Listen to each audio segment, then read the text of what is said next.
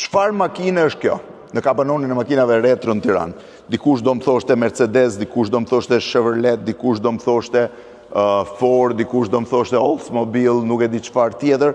Në fakt është makinë kineze. I takon kompanisë shtetërore kineze Hongqi, e cila ende sot vazhdon të prodhoj makina të nivelit lartë. Por kjo ishte një kopje komplet jashtëserie, fori serio, siç i quajmë ne, që shërbente për personalitetet kineze.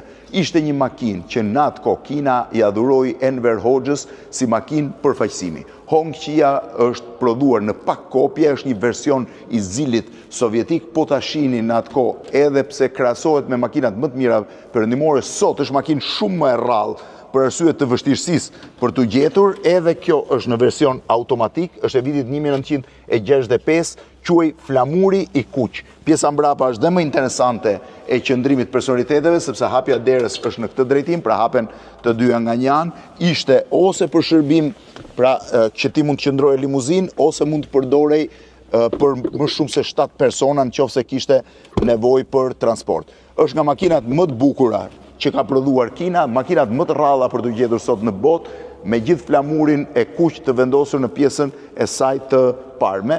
Është makina që Enver Hoxha e mori, por që në informacionin tim shumë rrallë mund të ketë lëvizur, asnjë pamje nuk gjen Enver Hoxhës me Hongqin e tij, me flamurin e kuq, por ishte makina personale Enver Hoxhës dhuruar nga Mao Zedongi.